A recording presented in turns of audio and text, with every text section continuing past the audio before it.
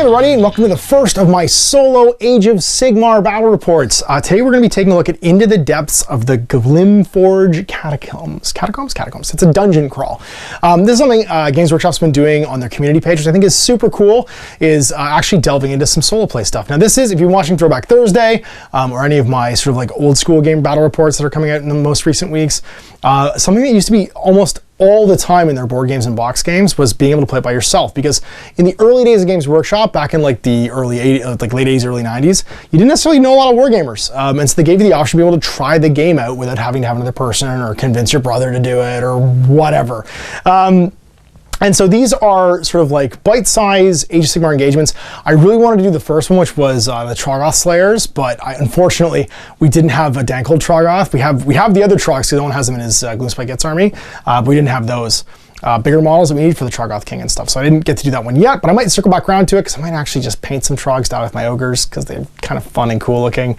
But Into the Depths of the GlymmsForge Catacombs is all about the starter set for Soul Wars. So you just need the Chain Rasps, the other monsters from Soul Wars to play the games with, and you can take a band of heroes to go and clear dungeon rooms. This one's really neat. So it's gonna basically tie together the Warcry board, which is perfectly sized, with the stuff from the Soul Wars box, and we can throw down some cool dungeon crawls.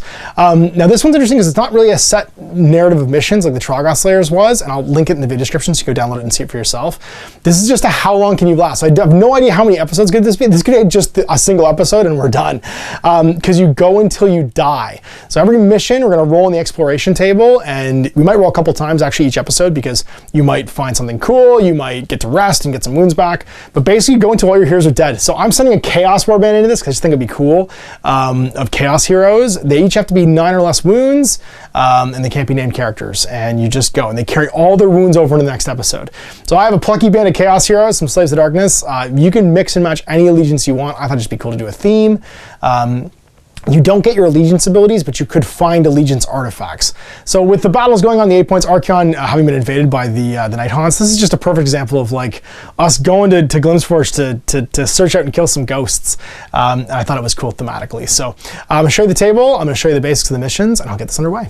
So here's everything you'll need to get started playing Into the GlymmsForge Catacombs. So you need the Nighthaunt half of the Soul Wars starter set, which is divided into 3 things. You've got your Chain Rasps, your Grimghast Reapers, and your, oh geez, what are they called? The Glaive Stalkers. And then you need all of your heroes. So you need the Knight of Shrouds on Steed, you need Lord Executioner, the Spirit Torment, and the Guardian of Souls. And these are your bosses for your boss encounters. And so basically you have a dungeon crawl where you're going to fight minions, and then a boss encounter where you fight one of these 4 plus a bunch of minions. It's a bit like a Diablo level. And then you're going to pick 3 to 4 heroes. If you're playing as one player, they recommend 3. If you're playing as more, everybody picks 1 to 2 each. If you have more than 4 heroes in your party, so like let's say you're playing as 2 people cooperatively, if you have more than 4, you're going to need more miniatures basically, because there's going to be more that spawn when you start the level and you start the encounter. So I have 4 here. I'm going to drop 1. I'm probably going to drop the Lord of Plagues just to keep the theme, and we'll have we've got Burial the Crimson Slayer and his lackeys basically going on a mission, trying to do some dungeon crawling. You pick your heroes, they can't be named characters, they have to have 9 or less wounds, and then just whatever their allegiance is. Now, of course, you all count as being the same allegiance in this, and friendly models for, sorry, not the same allegiance, you don't have the same tags, but you do count as being friendly models for the purpose of like spells and effects, which means you can kind of mix and match stuff. Now what's cool is I picked some models here in order to basically cross-pollinate some things. So my Chaos Lord can make any of these guys fight again for a CP, and I do get 1 CP per round. He won't really be able to do much because there's no knights for him to use his CPs on, but his spell, which allows the model to reroll all their hits and wounds, is going to be pretty rad, and that's going to give me a whole bunch of like sort of like different things I can do. I don't count as having the Slaves of Darkness Legions. I don't get any of my allegiance abilities in this game. Same with the bad guys. You just count as your primary keyword, but with any of the book stuff. So no 6+ wound shrugs for the bad guys. I don't get 6+ wound shrugs for having a Chaos Lord nearby or any of that stuff. You'll need a table. They recommend using a Warcry board. Now, you also want some Scout Terrain, Low Ruins, or Mausoleum stuff. So like, for instance, the Garden of War would be really good, or the Azurite Ruins, what I'm using here. you need to ignore the scenery placement rules because they don't make any sense. So basically you can place scenery anywhere not within 3 of the center of the table, so not to block the center of the table, and not within 12 of any of the cardinal points of the map in the center. So 1, 2, 3, 4. That basically just means you can't place scenery on a Warcry board. So I changed it to 8, because if you do 8, then you can do this and it'll be fine. If you have it as an 8-inch range, then the scenery can actually get placed. Otherwise, literally rules as written, they recommend using this board and then recommend placing terrain in a way which you literally can't place the terrain on the table, because 12 inches from any of these cardinal points, it touches the whole board. And then our adventuring party special rules: lasting injuries, you carry all your wounds between games. Rewards to be found: no allegiance abilities are used for the adventuring party to begin with, but as you venture deeper you might get things like artifacts power, command traits, or other rewards. And then desperate allies: although the heroes in the adventuring party might come from different allegiances, they're considered to be a single army. That means the adventuring party gains a command point sort of every battle round, and the heroes treat each other as friendly models. And then cardinal points: north, south, east, and west, so up, down, left, and right. And then the exploration roll. So the start of the campaign, and after every battle, basically, we're going to see what happens during exploration. So during this episode, I'll probably make 2 of these rolls. I'm using some D12s here just to track my wounds. I might change to a better visibility one. There we go. You've got 9. I think he has 6. I have to double check.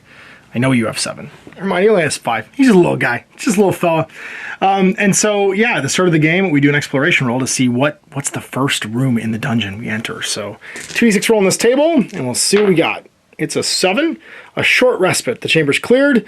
In addition, before you make your next exploration roll, you can heal a wound allocated to each hero in the adventuring party. So we walk into like the entryway, and nothing's there. 6, a dungeon fight. Enemies approach on all sides. Stand fast and prepare to fight. To clear this chamber, you have to win the dungeon fight battle plan. So setting up the battle plan. Well, first things first, the armies. We have to see how many of each unit are going to show up. So the first one is going to be, there'll be D3 total. As a solo player, I'm using my adventuring party. So how many units? 2. So on the D3 table, the first unit is a chain rasp horde equal to twice the size of my adventuring party. So 6 chain rasps. The second unit is 3 Glaive Wraith Stalker unit with a number of models equal to the size of the adventuring party. So 3 Glaive Wraith Stalkers. And that's what we got to be fighting this turn. First, it's up their adventuring party wholly within 3 of the center of the battlefield. Then the players pick one of the units in the adversary army and roll in the adversary location table below to say their setup location. Everybody starts in the middle, ready to party, because we basically get ambushed while we're down here. And the adversary location for the first unit, the little guys, 5 west. Set up the first model from the unit 12 inches due west from the center of the battlefield, then set up the other models from the unit wholly within 6 of the first and within 1 of each other. So west will be over here, so everybody basically just shows up on this corner, and that's why you can't place terrain there.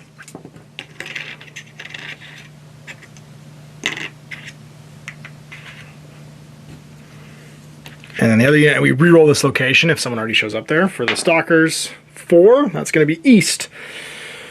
So the first model, 12 inches away, so we're basically surrounded on both sides.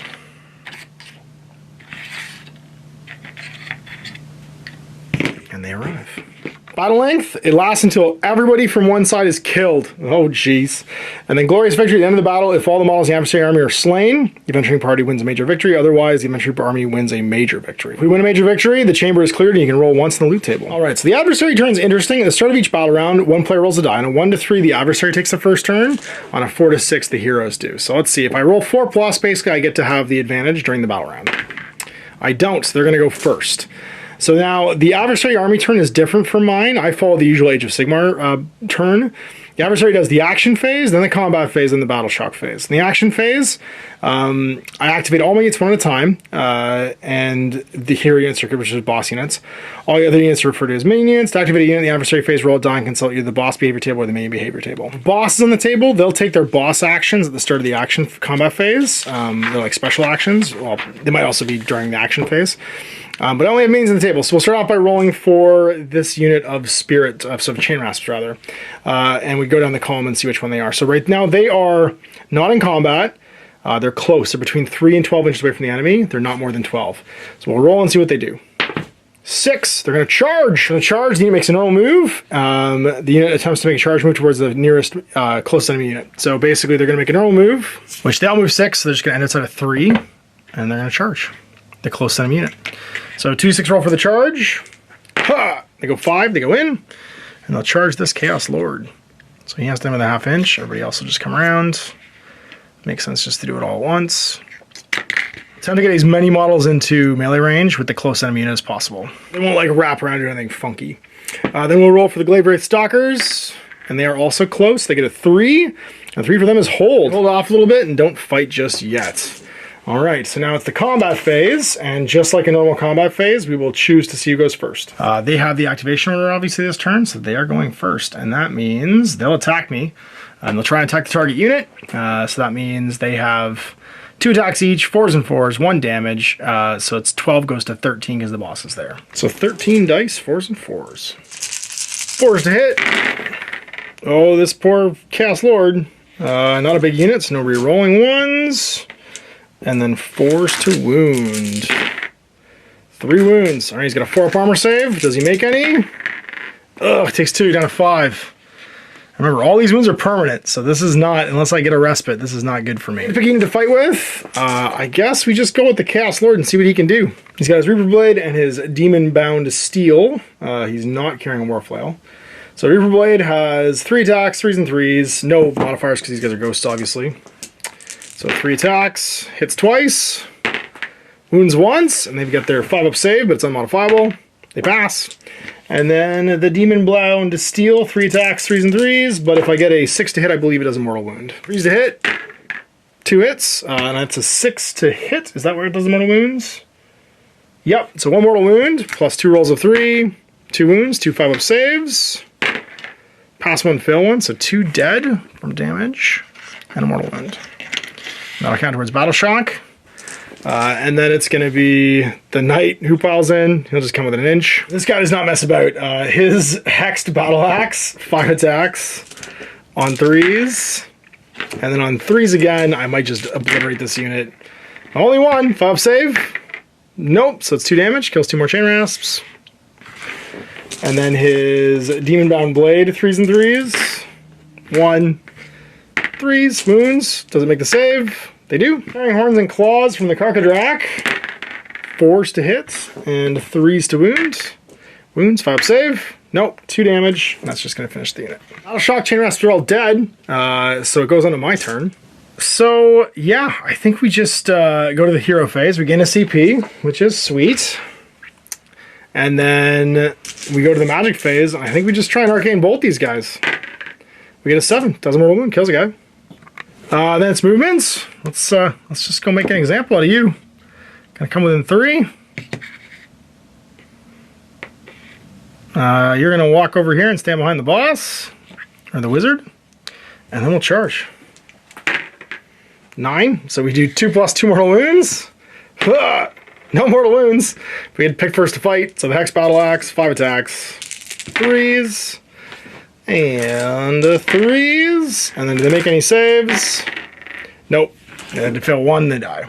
And we've cleared the room. Alright, well, with the room clear, we've taken some wounds. Let's see what happens as far as the next exploration roll. Sorry, first we actually get our reward. We win a game. So we get to roll on the loot table, D6. I get a 2. An Axian Flamewood Stake. Give this to a hero. At the start of the combat phase, you can choose the hero carrying it to use it. If you do so, pick an enemy model within 1 of the hero and roll a die. On a 1, nothing happens. On a 2 plus, the model is immediately slain. And then the hero's no longer carrying it. So basically, even the incorporeal forms of Geist are immolated in the flames when a sharpened state of Axian Flamewood is driven into them. So I get like an anti-undead stick that can just kill anything. That'll be good for a boss fight. I think we give it to the wizard to carry. And then it's next exploration roll. So these are going pretty quick, so I think I'll probably do at least 2 more just to see where we end up. So next exploration roll, 2d6 again. 6 or less is going to be encounter. More than that, I might actually get some sweet, sweet healing. So the first, I get a 5. Another dungeon fight. Immediately set back up in the middle. And another wave of baddies comes after us. All right, so D3 units. And this is the dice I'm going to use for how many dungeons I get through. So number 2. It's a 1. It's just 1 unit. It is Glaive Wraith Stalkers. So 3 Glaive Wraith Stalkers just show up.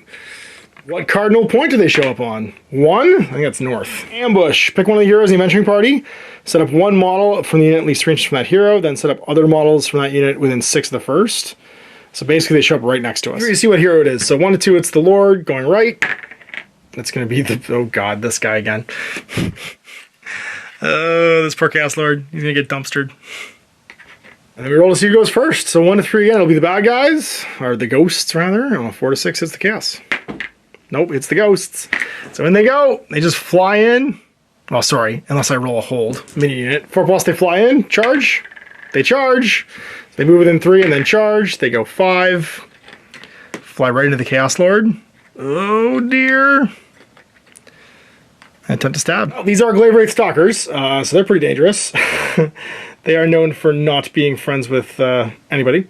So 2 slasher scythes, 4s and 3s, -1/1 damage. So 4 attacks, 4s and 3s, 4s, 1 hit, and then 3s to wound. Wounds, -1, so 5+ save. Nope, goes down to 4 wounds left. And then the Extoller is going to hit him with his bell, which could be bad. And it's on a 3 and a 3. Hits. Doesn't wound. All right, well, he's going to hit back then with his murder sword, as he do. We'll do the mortal wound one first. He hits once. Does he wound? He does. They make their saves. Reaver Blade on 3s. 1 hit, and then 3s again. Doesn't wound. Oh, geez, he's tired. Well, we'll pile him with the Lord on the garbage rack then, and we'll see if he can get the work done. 5 attacks from his axe. This usually just does it. 3 hits, winning on 3s. 2 wounds, 4+ saves. Makes them both. Whoa. Well, that's not what we wanted. He has to actually fight with his real weapon. His Demon-Bound Blade. 3 attacks on 3s. 1 hit. Mortal wound just kills a guy because he got a 6 to hit and a 3 to wound. Wounds, and then fails to save. D3 damage. Kills the rest. Oh man, this poor Chaos Warrior, or Chaos Lord, just keeps getting dumpstered. So what do we find as far as our item? L1. Spectral Lantern. Next time you're on the exploration table, add 1 to the roll. Sweet. We might get something cool this time around then. So Spectral Lantern gives us a 2d6 roll now in exploration. We get an 8, which is a long respite. In addition, it can heal all wounds. So we go back up to 7. And then we roll again. We roll again to see what the next mission is going to be. We roll a 10, which means we get a treasure. The chamber holds ancient riches that will aid you in your quest. It's cleared. In addition, before your next exploration roll, pick a hero to either get an artifact of power, a spell, or a prayer. Well, let's get an artifact of power from our allegiance. And it has to be from our allegiance. So I think we're going to take a cool artifact of power for you. So we'll give Burial the Hellfire Sword, because that way once per game on 2+, he can just shoot lasers out of his sword and do 2 mortal wounds, which is pretty cool, with an 8. And then we roll again. All right. Ha! 9? Another treasure? No, I don't like this table anymore. Let's just roll for a boss fight automatically, because I like the idea behind this table. I don't think it's structured quite right. I would have made 11, 12 a treasure, and then 9 long respite, 8 short respite, 2 to 4 probably a boss, 2 to 4 boss fight, and then 5, 6, 7 a dungeon fight. Because otherwise this is just going to be way too easy. So there's my new table. 2 to 4 is a boss fight, 5 to 8 is a dungeon fight, 9 is short respite, 10 is long respite, 11 and 12 is a treasure. It's not going to work otherwise, I don't think. There's my game designer hat for a second. So let's just roll again and get an 8, which would be a dungeon fight this time. But I'm going to do a boss fight just to see what one looks like. Boss fight! So it's D6 to see what kind of boss we fight. And it's going to be a 5, which is a Spirit Torment. Uh-oh. He's not liking people. And then D3 minion units. 1, don't like that. Let's make it D3 plus 1 normally. I think I would make it D3 plus 1. It's going to be 3. So the first one will be D3, so Chain Rasp Horde. The second one will be, because I'm doing D3 plus 1 now, a Chain Rasp Horde, so 6 more Chain Rasps. We'll say you and the Pillix there, or the Pillory will be the leader guy. And the last one will be another, we'll make it something else. Make it something else. Oh my god, okay. Just 6 more, I guess. Doesn't want to be anything but Chain Rasps. So we'll make another 6 Chain Rasps show up. I understand why it's not more than 4, but it should be D3 plus 1 at least for the dungeon fight, because then all 4 cardinal points could get filled. It also could be 4 if you have more heroes. Anyway. So let's do deployments. So for this guy, He rolls a 2, which is north. So he'll be up here. The next unit, 4. That's going to be east. It's over here. I would also make it so that when you roll for your next adventure, basically, you're always deployed the same as you were. It just makes it a little more interesting, I think, because otherwise you're never going to leave this under the board. You're just going to get charged half the time. These guys, 4, so it becomes a 6, which means within 1 inch of a battlefield edge instead of all the other models. So we'll give him a bodyguard. These guys can go over here. Last unit. 3 is south. It's over here. So you're surrounded this time. All right, so rolling to see who goes first. 1 to 3. So I've cleared. Oh, geez.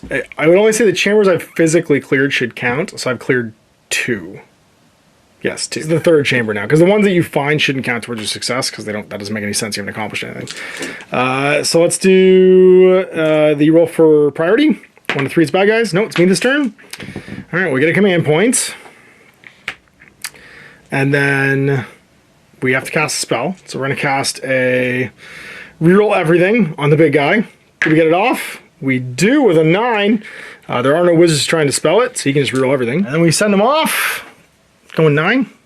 Just going to walk over here. Stay outside of 3. Hi, everyone. We'll send you over here. He's going to go his 5 and fall in behind.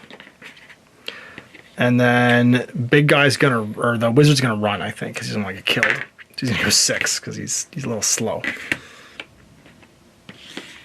All right, well, I might as well just use my Hellfire Sword. 2+. Let's burn some of these jabronis. I do. How many did I burn? I burned 3.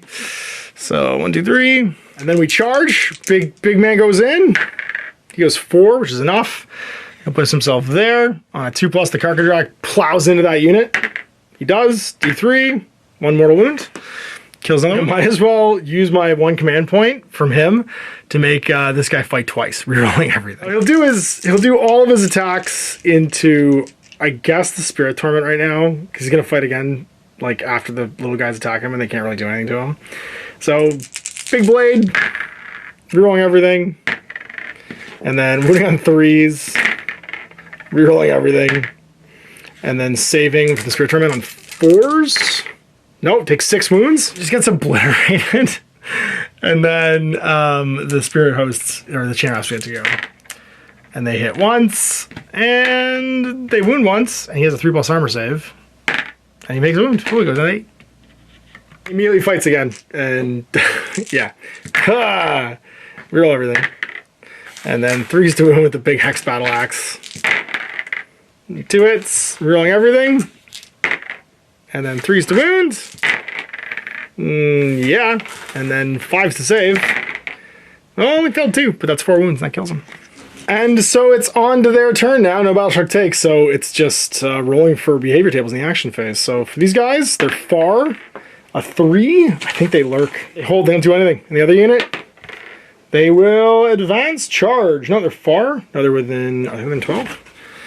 8 and 4? Yeah, they're just within 12, so they're going to advance. So they'll walk up their 6 towards the nearest unit, which is going to be that wizard again. So heading up to here, and they'll attempt to charge. Do they make it? 8, they sure do. So they'll fly into him, and they all attempt to get into range.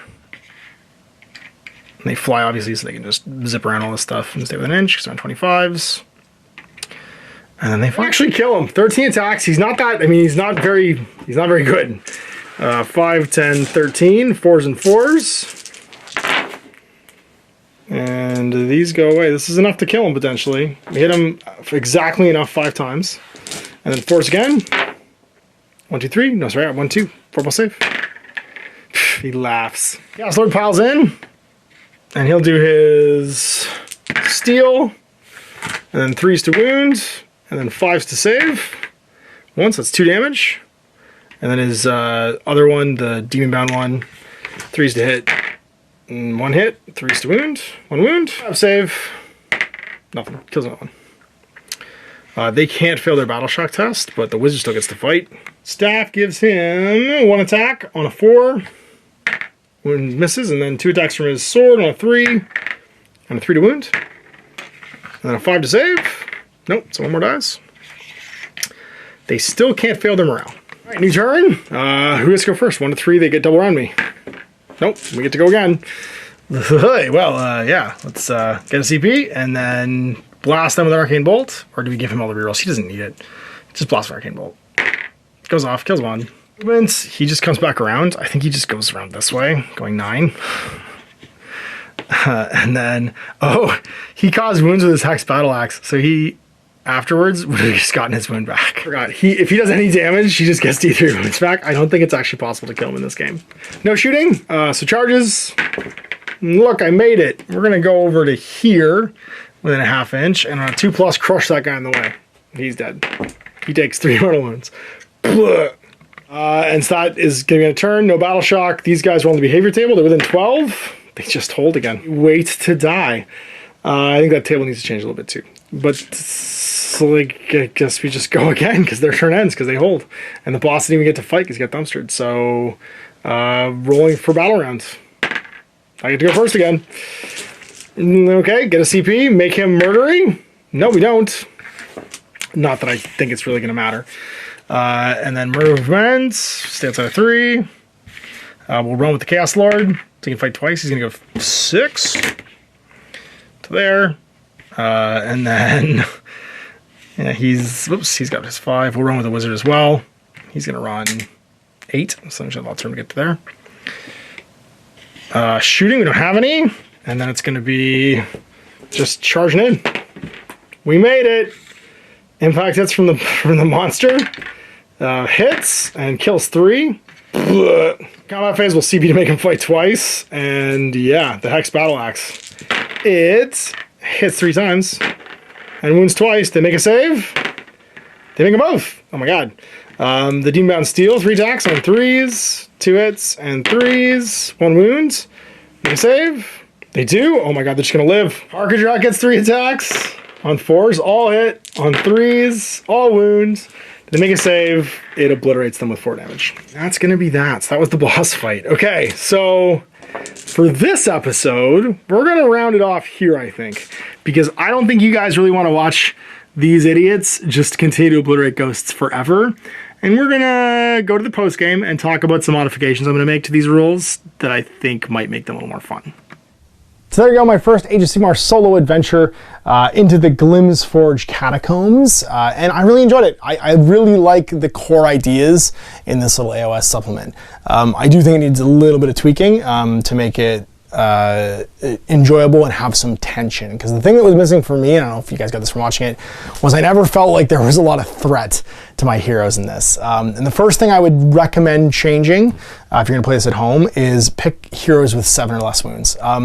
That might not sound like a big difference, but it does mean that if you're taking cavalry heroes, they're gonna tend to be light ones like free guild generals, maybe on a horse or a wizard. You're gonna cross out things like your Achillean king on a steed, Deepmere steed, this Chaos Lord and a Karkadrak, your Dracolith and mounted Stormcast characters. They're a little bit above the power scale for what's going on here, and they're not going to be threatened, unfortunately, I don't think, by anything that's in this starter set. So with very little rend, no access to like endless wave abilities and stuff, the ghosts just aren't that scary. They need to do lots of them to pile and do a lot of damage and make it feel threatening. And I think that'll solve a lot of the problems. The second really big principle change is you need to change the numbers in the exploration table, because the boss fights will almost never happen. You'll go through a million, you're gonna get bored. You're gonna go through a million grindy little fights before you get to one. And yeah, there needs to be some kind of they need to just occur more often, because you have 4 miniatures from this box that's not getting used otherwise. So 2 to 4 boss fight, 5 to 8 dungeon fight, which will grind off some wounds for you, and then 9 short respite, 10 long respite, 11 to 12. The long, I'm actually tempted to say the long respite is 12, and that, yeah. The problem is having all of your heroes get all their wounds back resets the game. I would actually just change that to heal D3 wounds. I'm not even gonna say get all their wounds back. You can heal D3 wounds, because getting all your wounds back just starts you at 0. You just got artifacts and you're more powerful all of a sudden. The game will drag forever. Variable wounds will make that, it's still good, but it could spike a little bit better, but it's not necessarily gonna be everybody getting all their wounds back. And the treasure being 11 or 12 I think is fine. Their treasures are pretty powerful. Getting artifacts in the scale game is going to be pretty powerful. And then the last thing, I think the spoils of battle, the Axion Flamewood Stake, I wouldn't want to just be able to win a boss fight. I don't like that you can just go turn on God mode and kill a guy on 2+. I would just say it takes D6 mortal wounds. That's it. Don't even have the 2+ roll, just D6 mortal wounds instead. Because then it's a big chunk of damage, but it doesn't instant gib the boss. Like, where's the fun in that? You just finally found a boss and you just walk and go, he dies. The AI is fine. The AI is totally fine, except it just needs to be tweaked, I think, a little bit. The in combat, I think, is fine. The close, I would change it to Tormented Spirit, hold, charge, charge, charge, charge. So one less hold. I'd have it be on a 3+ they move towards you. Otherwise, there's the chance, if you don't have very many units, they're just going to stand there. Far, Tormented Spirit, hold, advance, advance, advance, charge. I would actually make the last one charge. Make there be get the table so small. Having units sit into combat doesn't make any sense. And that's really it. The boss behaviors I don't have a lot of comments on because I haven't seen them yet because I literally just killed every boss, well, the one boss I fought before I got to it. And then for the battle plans themselves, for the dungeon fight, have D3+1 minions show up, not just D3. There should be a minimum of 2 on the table because otherwise you're just going to kill them and they're never going to hurt you. And you're setting up the table. What I don't want to have happen again because I'm going to run this again. I'm going to do another episode on this. Different adventures. I'm going to try it out with my rules and see if the experience changes. Basically, they need to be able to survive if they don't go first, because you can walk anywhere on this size board and kill them, and if they don't, if you only get one unit, you probably just kill it, and you're setting them taking down the board for no reason. It doesn't feel good to do that.